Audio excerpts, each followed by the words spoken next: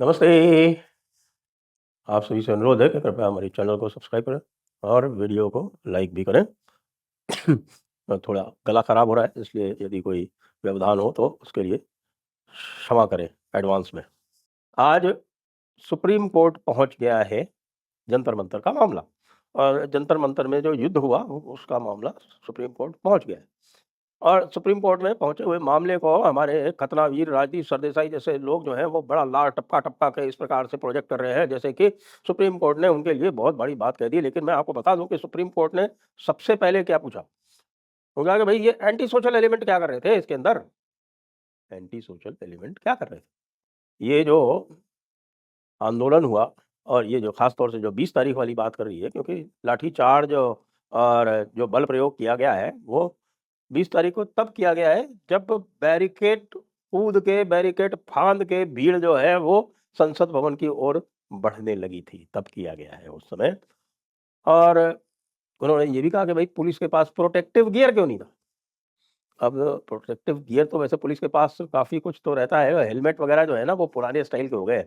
जो पहले जो हमारे टाइम में तो जो हेलमेट हुआ करते थे वो तो सिर्फ़ मुझे लगता है कि सर को थोड़ा बहुत ही प्रोटेक्ट कर लेते थे, अगर कोई बड़ा पत्थर आता तो शायद सर को भी प्रोटेक्ट नहीं कर पाते। और बाकी जो हिस्से हैं जैसे जबड़ा है और गर्दन है, ये सब तो अनप्रोटेक्टेड तब भी रहते थे। लेकिन आजकल जिस प्रकार से जो सोफिस्टिकेटेड असॉल्ट होता है ट्रेन्ड क्राउड्स के द्वारा, उसके लिए तो निश्चित रूप से अच्छे प्रोटेक्टिव गियर की आवश्यकता है, जिस तरह का आपके आरएएफ वगैरह के पास होता है।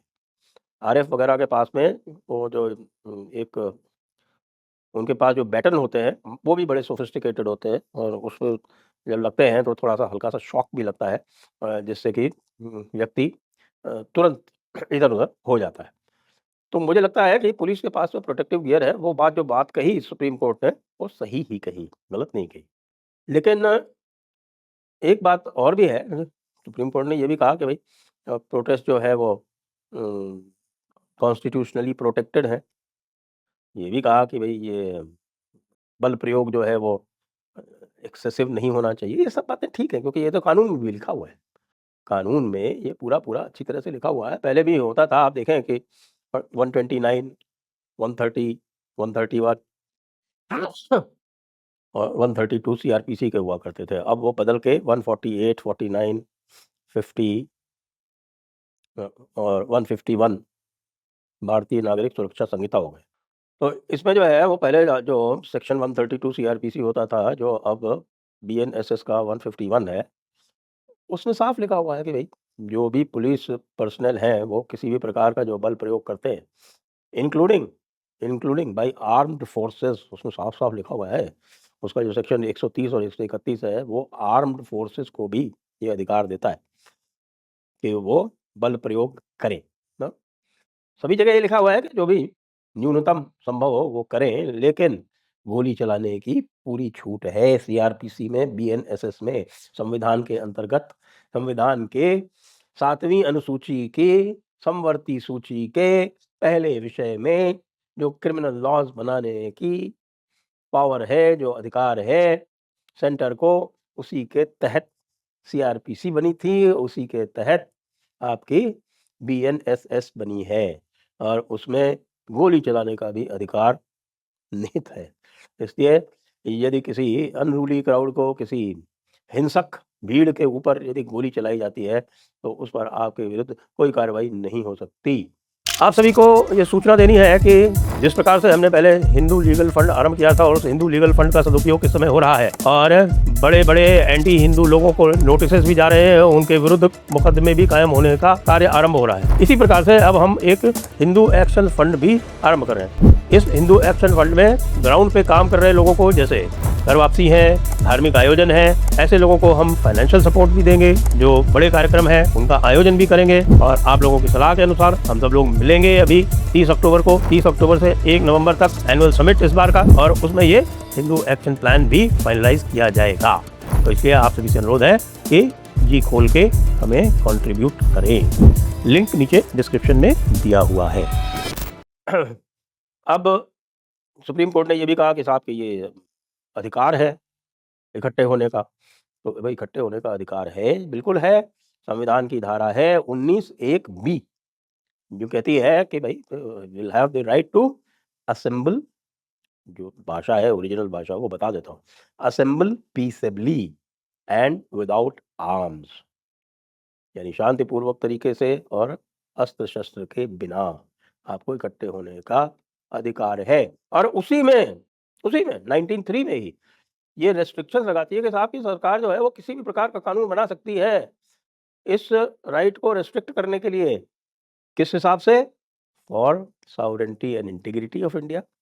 जी, sovereignty and integrity of India and public order. तो ये जो नियम बने हुए हैं, जो कानून बना हुआ है सीआरपीसी का या बीएनएसएस का, वो इसी 19(1)(b) के अंतर्गत बना हुआ है। तो भाई राहुल गांधी जो डिमांड कर रहे हैं पार्लियामेंट में, वो भी यही कर रहे हैं कि साहब बहुत अधिक एक्शन होना चाहिए। किसके खिलाफ होना चाहिए साहब? पुलिस के खिलाफ। पुलिस ने जो है एक्सेस पावर यूज़ किया है या एक्सेस लाठीचार्ज किया है। अब ये कैसे कोई तय करेगा कि भाई लाठीचार्ज एक्सेस हुआ है? वो जो वहाँ स्थान पर जो व्यक्ति उपस्थित है, वो तय करेगा। आप उसके विवेक पर किसी प्रकार का प्रश्न चिन्ह नहीं लगा सकते। कितने पुलिस वालों को चोट लगी?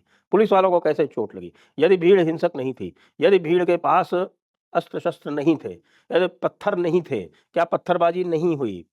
क्या नुकीले पत्थर टाइल्स को बना-बना के और पूरी तरह से योजनाबद्ध तरीके से पुलिस के ऊपर नहीं चलाए गए? चलाए गए।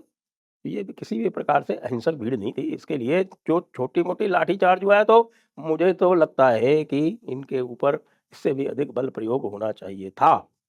बिल्कुल होना चाहिए था, लेकिन सरकार नहीं करती हैं, सरकारें नहीं करती हैं। सरकारें जो है वो न्यायालयों से ज़्यादा संवेदनशील होती है। उनको पता है कि गोली चलाने का और गोली में लोगों के मारे जाने का क्या इम्पैक्ट होता है। लेकिन राहुल गांधी को क्या पता? राहुल गांधी तो इस समय व्यथित हैं, पूरी तरह से जिसको हम मारवाड़ी में कहते हैं डाफाचूक हो चुके हैं। क्यों हो चुके हैं डाफाचूक? क्योंकि उनको ये लगता है कि ये उनका मुद्दा था और इस मुद्दे को कोई और ले उड़ा है। तो अब जो है वो कह रहे हैं कि साहब हम अमित शाह का इस्तीफ़ा माँगेंगे, अमित शाह का इस्तीफ़ा मिलेगा, फिर वो नरेंद्र मोदी का इस्तीफ़ा माँगेंगे। कल सुप्रिया श्रीनेत ने कहा था ना कि पहले धर्मेंद्र, अब नरेंद्र। तो आपको मज़े की बात ये है कि धर्मेंद्र प्रधान जो है वो इस्तीफ़ा देने के बाद जो है वो अत्यंत लोकप्रिय हो गए। भारतीय जनता पार्टी के अंदर ही अत्यंत लोकप्रिय हो गए हैं और ये आप बिल्कुल पक्का जानिए कि धर्मेंद्र प्रधान जो है, जैसे ही ये मामला जो है ये थोड़ा सधेगा या अगला रीशफ़ल होगा, तो उनको वो बहुत बढ़िया एक कोई पोज़ीशन मिलेगी। उसमें कहीं कोई संदेह की बात नहीं है, क्योंकि उनकी इस समय कम से कम इस मामले में उनको उनकी सरकार, उनकी पार्टी दोषी नहीं ठहरा रही है, और तो अब देश भी नहीं दोषी ठहरा रहा है। तो कह रहा है कि भाई उसको क्यों आप रिज़ाइन करवाया? उसको क्यों रिज़ाइन करवा रहे हो?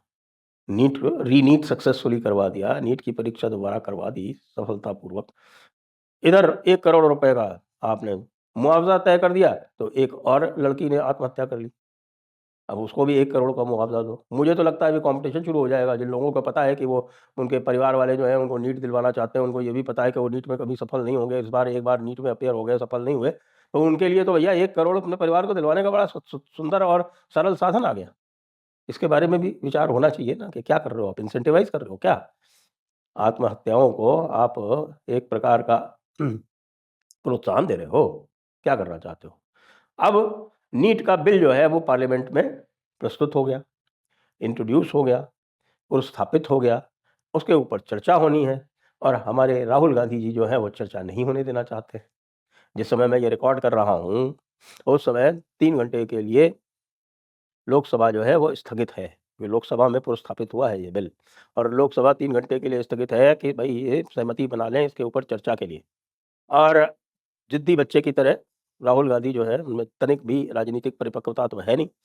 वो ज़िद्दी बच्चे की तरह अड़े हुए हैं कि नहीं, हम पहले अमित शाह को ऊपर, पुलिस के ऊपर हम करेंगे। काहे के पुलिस के ऊपर करोगे भई? मार्च करेगी एक क्राउड जो है बिना परमिशन के पार्लियामेंट के ऊपर मार्च करेगी, पुलिस खड़ी हुई देखती रहेगी? क्या चाहते हो? कल को तो फिर ये कह दोगे कि भाई ये जो आईएसआई वाले जो हमला करवाते हैं, उनको भी रोका मत को। वो भी आके पिछली बार जब हुआ था आपके जो जिसमें अफज़ल गुरु को फांसी मिली थी, उसको भी आप कल को कह सकते हो कि साहब कि अफज़ल गुरु तो बड़ा अहिंसक व्यक्ति था, और जो लोग आए थे वहाँ पर उनको रोका क्यों गया? उनको जो है वो पार्लियामेंट में घुस के और एमपीज़ की जो है हत्या कर देनी चाहिए थी। क्यों रोका गया? उनके मौलिक अधिकारों का हनन कर दिया गया। आखिरकार विदेशियों के भी कुछ मौलिक अधिकार होते होंगे ना?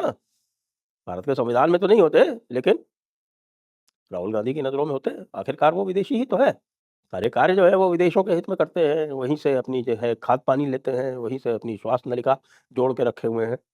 और यदि इन्होंने इसके ऊपर चर्चा नहीं की, बिल तो पास होगा, नीट वाला बिल तो पास होगा। बिना चर्चा के हो जाएगा, तो राहुल गांधी की और भी भद्द उड़नी है। उसके बाद फिर वो कुछ भी कहने लायक नहीं रह जाएँगे। बाकी जो उनकी डिमांड है, वो तो पूरी होनी नहीं है किसी भी हालत में, कि वो चाहते हैं कि पुलिस वालों के ऊपर कार्रवाई हो जाए। मैं आपको बताया, 2-2 प्रावधान ऐसे हैं सीआरपीसी में, जिसके अंतर्गत पब्लिक सर्वेंट्स प्रोटेक्टेड है। पुरानी सीआरपीसी का 132 जो स्पेसिफिकली क्राउड कंट्रोल से संबंधित है, और 197 जिसमें किसी भी पब्लिक सर्वेंट के अंतर्गत कोई भी कृत्य किया जाए जो उसके कर्तव्यों से संबंधित हो, तो आप उसके विरुद्ध कोई भी प्रोसिक्यूशन नहीं कर सकते जब तक कि प्रोसिक्यूशन सैंक्शन सरकार ना दे। तो राहुल गांधी की किस्मत में तो मुझे लगता है रोना ही रोना है, और केवल उनके बचपने के कारण। निश्चित रूप से जो कांग्रेस जो है, बल्कि कांग्रेस में तो समझदार लोग बचे ही नहीं, केवल चाटुकार ही बचे हैं। एक 5-10 साल पहले हुआ करते थे। तो अब उनको कौन बताएगा, कौन समझाएगा? लेकिन एक बड़ा अच्छा अवसर है, जिसको चाहे तो कैश कर ले और चाहे तो अपने पैरों पर कुल्हाड़ी मार ले। जय हिंद, जय भारत, वंदे मातरम।